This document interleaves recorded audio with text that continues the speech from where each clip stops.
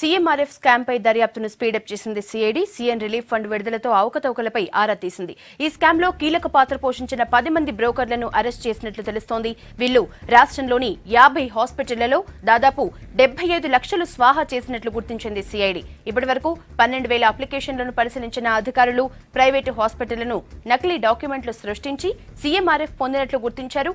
రాష్ట్ర వ్యాప్తంగా 600 private hospitals లో తనిఖీలు చేయగా ఇందులో 50 హాస్పిటళ్లు ఫేక్ డాక్యుమెంట్స్ తో నిధులు స్వాహా చేసినట్లు తేలింది. దీనిపై సిఐడి అధికారులు సీఎం కేసీఆర్ కు ప్రాథమిక నివేదిక ఇచ్చినట్లు సమాచారం. 2014 జూన్ 2 నుంచి జరిగిన అవకతవకలపై ఈ విచారణ జరిగింది.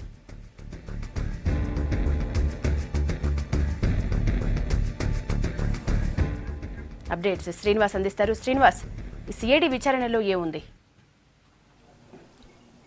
యశోద, ముఖ్యమంత్రి సహాయ నిధికి సంబంధించి నకిలీ వైద్య బిల్లులు సృష్టించి కొన్ని ప్రైవేట్ ఆసుపత్రులు నిధుల స్వాహా చేసినట్టుగా ఇప్పటికే ప్రభుత్వానికి పూర్తి స్థాయిలో సమాచారం వచ్చింది. దీనిపై సిఐడి ముఖ్యమంత్రి కేసీఆర్ 2014లో సిఐడి దర్యాప్తుకు ఆదేశించారు.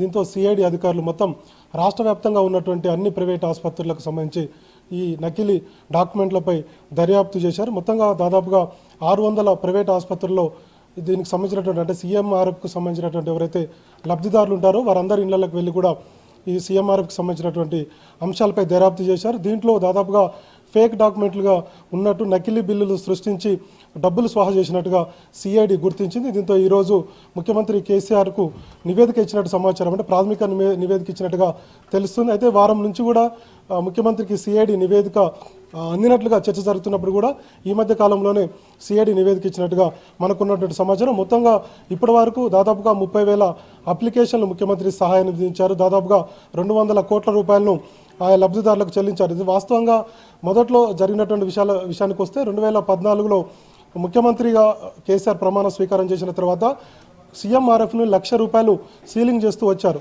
దీంట్లో వాస్తవంగా ప్రైవేట్ ఆసుపత్రుల నుంచి ఎక్కువ మొత్తంలో డబ్బులు వెళ్తున్నప్పుడు, అంటే ₹1,00,000 కంటే ఎక్కువ మొత్తంలో ఇవ్వాలన్నటువంటి డిమాండ్ వచ్చినప్పుడు వాస్తవంగా ఎంతమంది లబ్ధిదారులు దీంట్లో ఉన్నారు, నిజంగా ఎవరికి లబ్ధి చేకూరుతుందన్నటువంటి విషయాలపై కూడా ప్రభుత్వం దృష్టి సారించింది. అయితే ఈ సమయంలోనే కొంతమంది ముఖ్యమంత్రి కార్యాలయంలో సీఎంఆర్ఎఫ్కు సంబంధించినటువంటి సిబ్బంది ఫేక్ డాక్యుమెంట్లు ఇందులో వస్తున్నాయని చెప్పి గుర్తించారు. దీంతో ప్రభుత్వానికి దీనికి సంబంధించినటువంటి విషయాన్ని చెప్పారు.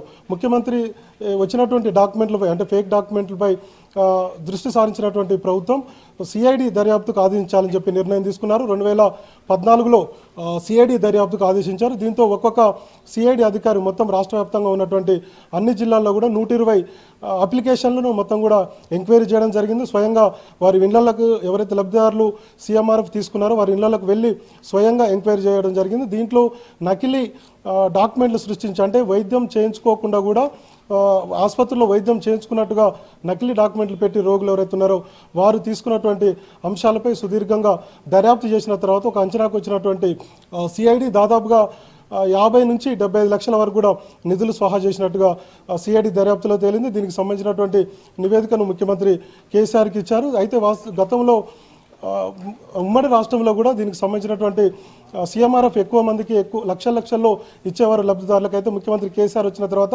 ₹1,00,000 మాత్రమే సీలింగ్ పెట్టి లబ్ధిదారులకు అందిస్తూ వస్తున్నారు. అయితే ఈ క్రమంలో నల్గొండ, అదేవిధంగా మహబూబ్నగర్, ఖమ్మం జిల్లాల్లో ఎక్కువగా ఫేక్ డాక్యుమెంట్లు వస్తున్నాయని చెప్పి సిబ్బంది గ్రహించారు. దీంతో ముఖ్యమంత్రి కేసీఆర్ సిఐడి దర్యాప్తుకు ఆదేశించారు. దాదాపుగా దీంట్లో అన్ని ప్రైవేట్ ఆసుపత్రులు అంటే 600 ప్రైవేట్ ఆసుపత్రుల్లో దర్యాప్తు చేసినప్పుడు దాదాపుగా 50 ప్రైవేట్ ఆసుపత్రులు ఇందులో ఇన్వాల్వ్ అయినట్టు, అంటే ఫేక్ డాక్యుమెంట్లు సృష్టించి వైద్యం నకిలీ బిల్లులు చేయించుకున్నట్టు కూడా రోగుల సహకారంతో చేసుకున్నట్టుగా రిపోర్ట్లో ఉంది. దాదాపుగా 10 మందిని కూడా దీంట్లో అంటే ప్రభుత్వానికి సీఎంఆర్ఎఫ్ సంబంధించినటువంటి డిపార్ట్మెంట్కి అదేవిధంగా ప్రైవేటు ఆసుపత్రులకు మధ్య ఉండి దాదాపుగా 10 మంది బ్రోకర్లను కూడా అరెస్ట్ చేసినట్టుగా అధికారులు చెప్తున్నారు. మొత్తంగా ప్రాథమిక నివేదిక ముఖ్యమంత్రి కేసీఆర్కి అందించారు.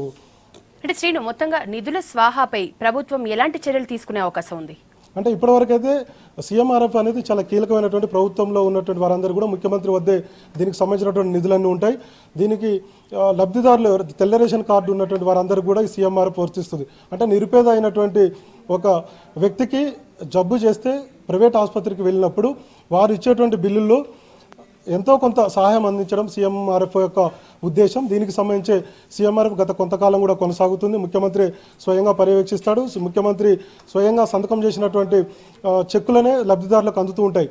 అయితే దీనికి ప్రైవేట్ ఆసుపత్రుల్లో ఇప్పుడున్నటువంటి కార్పొరేట్ ఆసుపత్రుల్లో వైద్యం ఎక్కువగా అవుతుంది కాబట్టి తెల్ల రేషన్ కార్డు ఉన్నటువంటి వారందరూ కూడా సీఎంఆర్ఎఫ్కు దరఖాస్తు చేసుకుంటారు. దీనికి ఎమ్మెల్యే కానీ మంత్రి కానీ సిఫారసు లేక ఉంటుంది. వారందరూ కూడా సీఎంఆర్ఎఫ్కు దరఖాస్తు చేసుకున్న తర్వాత వాస్తవంగా డాక్యుమెంట్లు అన్నింటి పరిశీలించాల్సింది డాక్టర్లు. దాదాపు 10 మంది డాక్టర్లు ఉంటారు, ఎంబీబీఎస్ చేసిన వారు సీఎంఆర్ఎఫ్కి సంబంధించినటువంటి డిపార్ట్మెంట్లో. దీనికి సంబంధించినటువంటి ఒక సెక్షన్ ఆఫీసర్ కూడా ఉంటారు. మొత్తం కూడా పర్యవేక్షించాల్సినటువంటి బాధ్యత సీఎంఆర్ఎఫ్లో ఉన్నటువంటి అధికారులది. కాబట్టి వారందరూ కూడా వచ్చినటువంటి ఫేక్ డాక్యుమెంట్లు ఉన్నాయా లేదంటే వాస్తవం నిజమైనయా లేదా అనేటువంటి వారు గ్రహించాలి. అక్కడ నుంచి సీఎంఆర్ఎఫ్ ముఖ్యమంత్రి సహాయ నిధికి సంబంధించినటువంటి శాంక్షన్కి వెళ్తుంది. వాస్తవంగా అయితే దీంట్లో సీఎంఆర్ఎఫ్కి సంబంధించినటువంటి అధికారులు గతంలో కూడా వారు ఇన్వాల్వ్ ఉన్నట్టు కూడా సిఐడి గుర్తించినట్టుగా తెలుస్తుంది. మొత్తం కూడా వీరందరినీ అరెస్ట్ చేసేటువంటి అవకాశాలు అయితే ఇప్పటికే ఎంక్వైరీ అయితే దాదాపుగా పూర్తయింది. ప్రాథమిక రిపోర్టును ఇచ్చారు కాబట్టి త్వరలోనే మరిన్ని వివరాలు బయటకు వచ్చేటువంటి అవకాశం ఉంది. Okay, thank you Srinu.